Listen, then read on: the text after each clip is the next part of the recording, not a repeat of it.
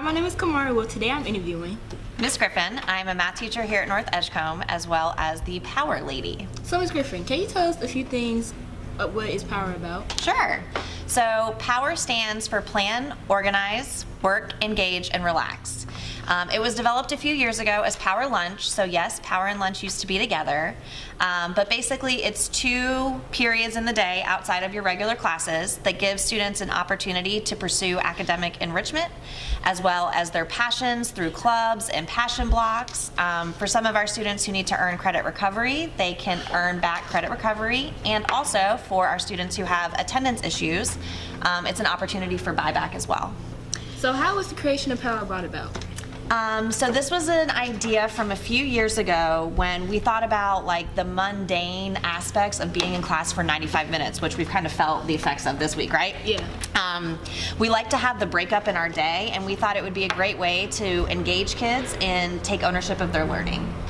As you know, students are skipping or asking to go to other powers because there's either passion blocks they're not interested in or there's nowhere else to go. Right. So what is your solution to fixing this problem? So we would love to hear from y'all. Like, what are the type of passion blocks that you want to see? Because like the whole purpose, what makes Power work is if we're all working together.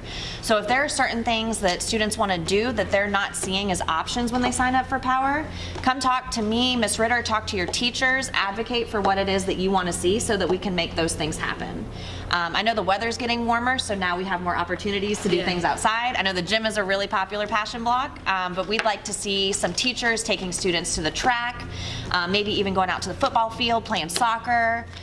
So anything that you guys want to see, please advocate for what it is that you want, because I'm sure you guys know, like, your teachers want to make things happen for you. Yeah. So we do want Power to come back, and we want you guys to enjoy it. Do you think Power is efficient and students are really benefiting from it? I do, however, I do think we have some confusion around standards labs and study halls. So can we talk about that for a minute? Yeah. Okay, so I recognize in the past when we've had Power, if you were assigned a standards lab, it was often because you were missing work or you were failing or you just needed it for buyback. However, as we transitioned into the spring semester, we kind of separated that sort of standards lab and put that as a study hall. So just to be clear, a study hall is where you would go to make up missing assignments, or if you needed to finish a test or just an assignment in class, if you wanted to do extra credit to bring your grade up, or you needed to just earn buyback, then you would attend a study hall. Standards lab is something different. So think of standards lab as like an extension of class. So this could be your teachers previewing something that they're going to teach later on in the week. But if there's a standard that you need to know, like I think about math specifically, if I'm about to teach slope, we may need some practice with fractions before I go ahead and teach slope. So I would pull all of my students in for standards lab to give them that practice with fractions before I go ahead and teach slope. That's just one example. But the reason that students are assigned to standards lab is to benefit them academically, to make sure that they're prepared for what they're learning, to review something that they may have already learned that they didn't master, and then also if there are opportunities for hands-on projects, those can be done in standards labs as well. So it's not a punishment, it's enrichment. What are some of the obstacles you go through with Power? Oh, so you mentioned one of them already. That students not having passion blocks that they want to sign up for. So a lot of times they'll be like, Miss Griffin, can you put me in the gym? Can you put me in the gym? Yeah. And like, I don't mind putting students in the gym. However, I feel bad for Coach KJ because KJ ends up with like 50 kids in there because it's a lot, right? And you guys, if you had other places that you wanted to go, you would sign up for those things. So I think that's one of the things, which also leads to like students not going where they're signed up to go. I recognize sometimes they're given permission, and so we're asking that like that isn't a thing. Please go where you're signed up. I think that's one of the biggest issues that we have with Power. And then also kids just not signing up. So for the students that are like skipping, instead of like, because some of them, usually you'll put the students are like skipping or not going to their Power. It's like ISS. Situation room. So, but some of them really don't be going to their ISS. So is there like a kind of way you'll like give them like a type of probation and let them like lose their Power privileges for like a certain amount of time, and they do like a type of community service to like kind of reward them or get them back to have their power privileges? I think that that's a great idea, and I think that's something that Ms. Ritter and I could consider. Just to review the consequences for power, if you're not signed up, then you should report to the situation room.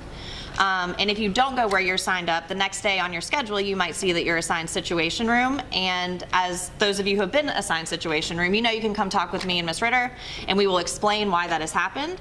But I think that's a great idea, Khamaria, and I think that's something that we could definitely consider moving forward, in addition to the situation room consequence, because we do recognize some folks don't find their way there. So as a teacher, how do you prepare for power, and how do you prepare for like standards labs or passion blocks? Okay, so I'm kind of unique in that way. I don't have any passion blocks. I only have standards labs and study hall, but I can definitely speak to that. So for my standards lab, what I do often, because I teach an EOC class, is I pull released versions of the EOC and strategically give my students exposure to the types of questions that they're going to see on the test at the end of the semester, because I want them to feel prepared. Yeah. For standards labs, what I do is I look through Power School and I see like who's missing work, who's been absent, if there's anything that they need to finish, and I will strategically assign those kids to study hall. But also, all of my students have the opportunity to sign up for study hall if they feel like they need additional support with something. Is there anything else you would like to share with us about power? The only last thing I would like to say is that in order for us to keep power, everybody needs to do what they're supposed to do, and that means signing up during advisory on Mondays is a great way, because you can sign up for the whole week, especially those of you guys that want to be in gym, because the spots are open on Monday. So like, go ahead and get signed up. Please go where you are assigned. If you are assigned standards lab, please understand why your teacher has put you in there. It is to benefit you. It's not a punishment. If you need buyback, you can also attend passion blocks with your teachers to earn that buyback. I know that's something, as we're getting close to the end of the year, absences, like, it matters, because if you have more than 10 absences, unexcused, you automatically fail that class. So make sure that you're attending standards labs, study halls, and passion blocks with your teachers to buy back that time. And yeah, the success of power depends on all of us. So let's all work together to make the things happen. So to reiterate about buyback. Yes. Is there a way for like students to like keep track with their buyback?